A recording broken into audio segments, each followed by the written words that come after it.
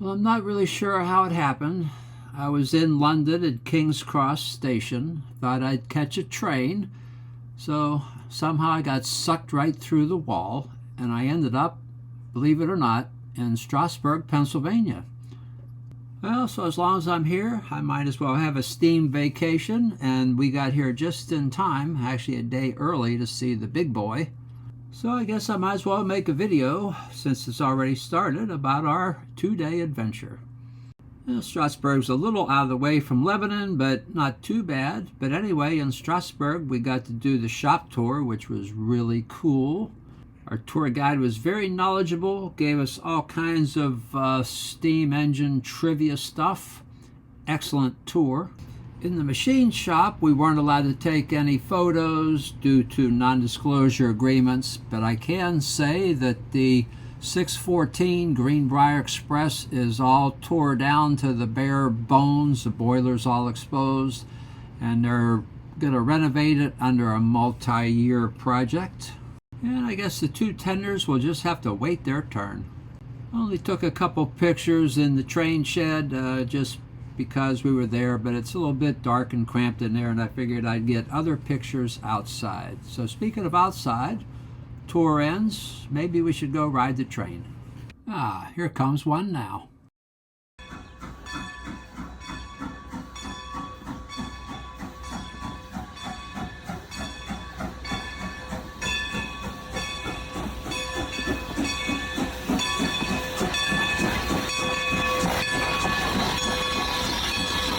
Almost forgot to mention, the back left driver tire wears out faster than the rest because it has no pilot wheels when it backs up, so they have to watch it and replace it more often than the rest.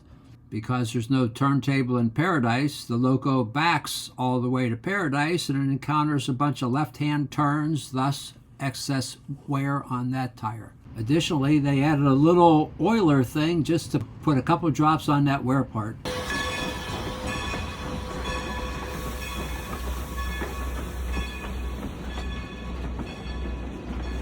Well, it's just uncoupled from the train. It's going to reverse down, but first get a drink of water and then couple up to the back of the train.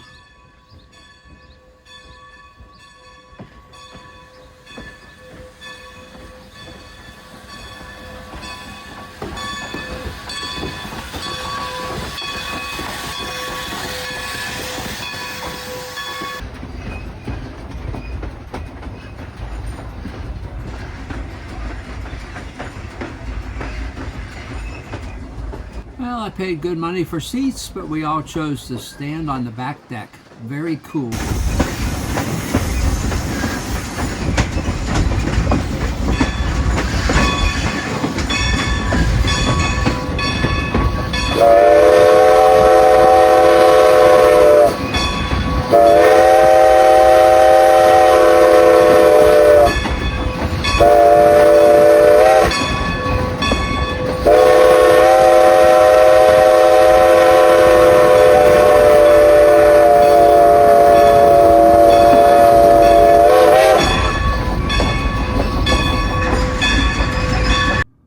We safely arrive in Paradise. The locomotive drops us like a bad habit and goes to the front of the class. We talked to the conductor for a while. He was a really cool guy.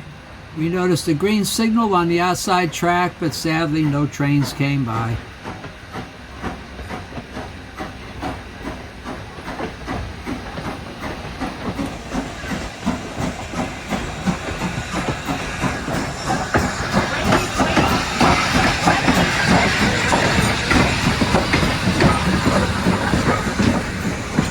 If you care, number 90 is a 210-0. Worked out great for us. There was a couple people that stood on the back deck for a minute or two, but for the most of the trip we had the whole back deck to ourselves, which was really nice. As the corn would say, it was amazing.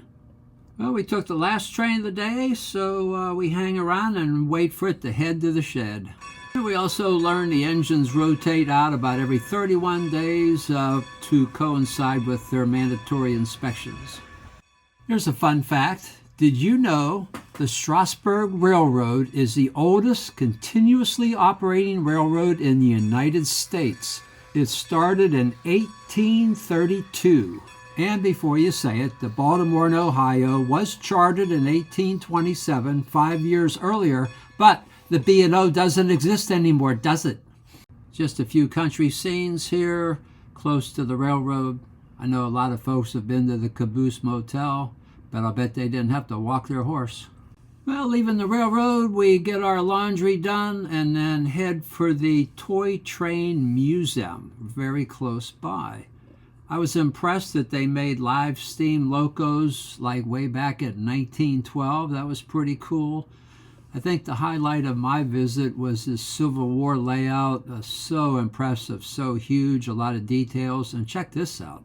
Yeah, you could push a button and get the battle started. The whole module was probably about 8 feet long, very impressive. All kinds of different scenes to look at, and a little train going by. Well, we only spent about an hour in the museum. It actually closed on us, so we had to get going. On the way up to Lebanon, we went through a little town called Neffsville, and it seemed like a couple days earlier they got hit by a humongous storm. Check out this huge tree taking a nap in the yard. Man, there was trees everywhere, but fortunately, we were not affected. Well, it's now the next day. After scouting out a few viewing options, we got extremely lucky when this guy trying to sell us smart water contacted someone who will remain nameless, but shown here, got us VIP viewing area at a place that will remain nameless, but I'll just say it was great. We even had a couple of freight trains to practice on, and then we got afraid that maybe a freight train would block the big boy, but it did not. A couple 100 yards down and on the other side of the track, we noticed people putting pennies on the rail, and yeah, I can't believe the one guy's actually sitting on the rail. Not sure what he's thinking about. At least these girls are mobile and can bust a move if they have to. Meanwhile, on our side of the tracks, Logan finds his spot, had to clear a couple weeds away, but he's very happy with his place. And now we have some lunch and just wait for the big boy to show up. Still hard to believe we got hooked up with such a great location with 0 people close to us. Well, Logan hears a familiar whistle, and a few minutes later, here it comes. Oh, there it is. Yep, now I see the headlight now. Yeah, we'll speed him up just a bit. Holy crap.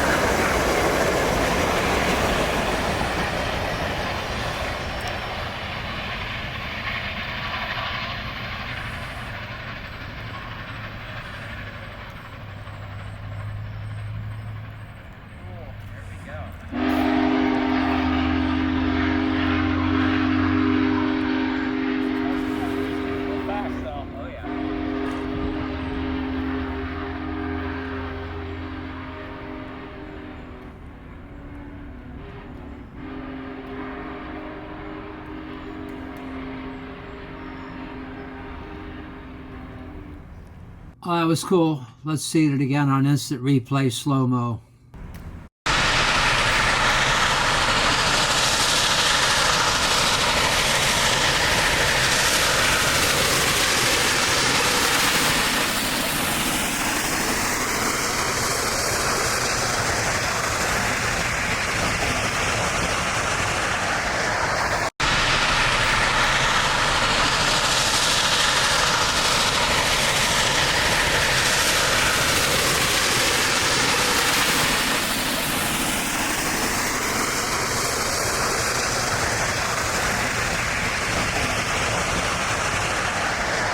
Here's the same run by courtesy of the Logan cam.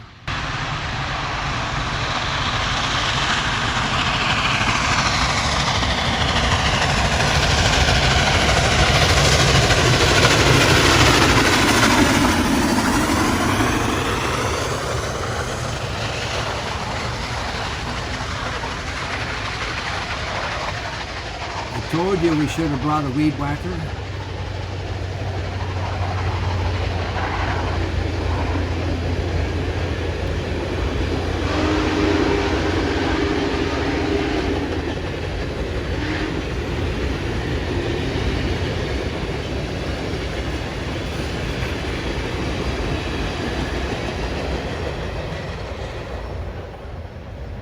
Well, I'll toss in a couple of my screenshots from the video just so we can take a slower look and appreciate the pictures.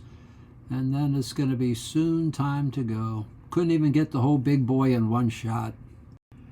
Well, I just found these photos from Steamtown. I'm going to add them in just so I can talk for a second and so you can see the size difference between the big boy and people.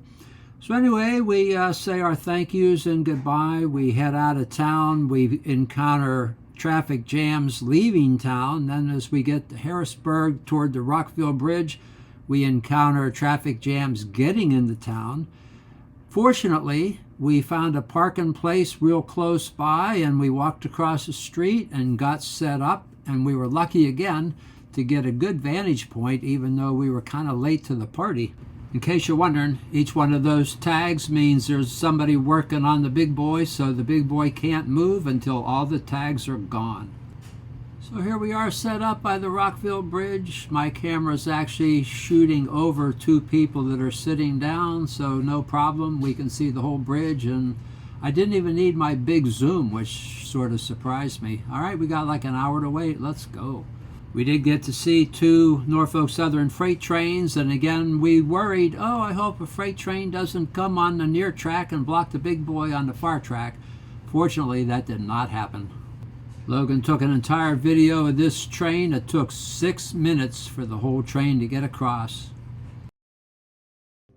And of course, this guy jumped up at the last second to sort of ruin the shot, but at least he's not blocking the bridge. Well, if you're keeping loco score, of course you got the Union Pacific 4014 Big Boy leading the way, followed by the Union Pacific 1616 Abraham Lincoln, pretty new locomotive, then followed by the Norfolk Southern 1776 America 250 Years with the bell on it.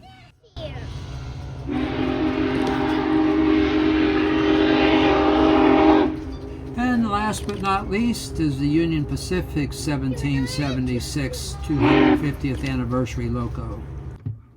Hey, here's a little UP trivia for you. Before he was president, Abraham Lincoln worked as a lawyer for railroad companies and recognized how vital a transcontinental line would be for holding a nation together. And at this time, he never saw a train. In 1859, he met with engineer Theodore Judah in Council Bluffs, Iowa, to talk about potential routes. Once in office, during the Civil War, Lincoln signed the Pacific Railway Act of 1862. This act chartered the Union Pacific Railroad, and it still goes by that name today. The Big Boy is one of 25 locomotives built in the 1940s to haul heavy freight over the Wasatch Mountains. The driving wheels are 68 inches in diameter. It weighs 1.2 million pounds. Pause here for the whistle.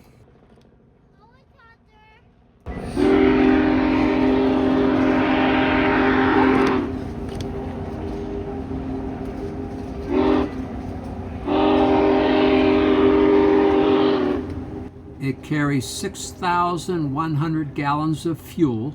The tender also carries 25,000 gallons of water. The tender has 14 wheels to divide up the weight.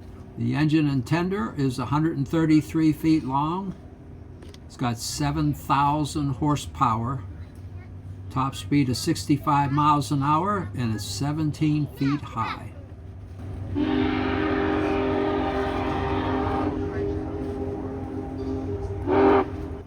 Here's a real fun fact. In 1930, the Union Pacific's chairman, Mr. Harriman, wanted to increase passenger ridership on their western lines during the slow winter months. His solution? Create a world-class winter destination. Hey, hold that thought.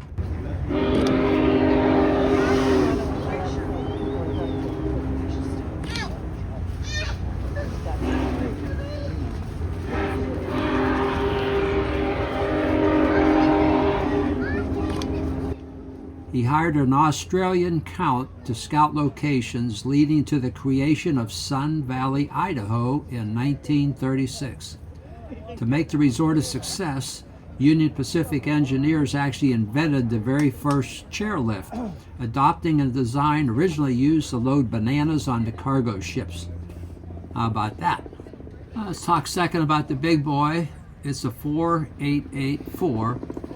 After it worked for about 20 or so years pulling freight, it wound up in the Los Angeles County Fairplex in Pomona, California. It's been there since 1962. In 2013, UP wanted to make it run again, so they put temporary track in the parking lot, pulled it gently out, and 4 days later, the big boy was by the main line. It was then gingerly pulled by the Metrolink commuter train to Union Pacific's West Colton yard, where it was heavily inspected, lubricated, and decided it was worthy for travel. The big boy is now hooked up with 2 modern diesel locomotives to travel. I won't say they went slow, but it took them 11 days to go from California to Cheyenne, Wyoming, where the steam shop is. It's now 2014, so a year later. And from 2014 to 2019, they basically tore down, rebuilt, manufactured their own parts to put what you're seeing today. Now, the restoration process finished just in time for the big boy and the Union Pacific 844 to do a double header over to Ogden, Utah to celebrate the 150th anniversary of the Transcontinental Railroad. And finally, I'll say, I doubt the big boy would have traveled our side of the Mississippi River if it wasn't for the fact that the UP and the Norfolk Southern are in merger talks right now. Logan had an interesting observation. He said, I wonder if, like the nickel plate or the 611 or one of those engines made the same run the big boy did, if it would draw as many crowds. I gotta say no. The big boy's like the only one of its kind, period. Well, it's about this time we start thinking, or at least I did, about all the parked cars we saw everywhere, the humongous traffic jam getting out of here. We really got lucky yet again. We walked across the street, got in our car, drove forward with hardly any traffic, and made a couple turns, and we were on the interstate heading home. It was a great trip. Well, let me dig through and see if I can find a couple bridge photos. Here's a sampling of the still pictures. Not sure yet which one will be my favorite, but it'll probably be one where there's the most smoke coming out. Interestingly enough, the only steam coming out is from the 3 dynamos, or little steam-powered generators, creating electrical power for the headlight, the cab lights, and the now required positive train control computer. But if I had to choose a favorite picture right now today, it would be this one.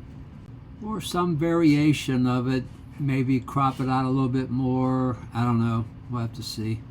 Well, great trip. Good time was had by all. Special thanks to those who provided us a great vantage point at the first viewing. Last 2 tidbits. I found this photo on the UP Steam page somewhere. I didn't realize that the bridge has a switch in the middle of it, but you can see the big boy changing tracks. so it can make its left-hand turn to go to the Anole yard. In case you're wondering how the big boy got its name, back in the 40s when these things were being built, a worker stepped back and looked up and said, "Wow, that's a big boy." And he got a piece of chalk, wrote it on the front. So now everywhere it travels, the supervisor of the STEAM program, Ed Dickens, gets to write big boy in chalk, and there it is. Additionally, he's extremely knowledgeable and drives the big boy. I have 2 ending pictures, so I think I like the first ending picture best, but we'll end with the second end.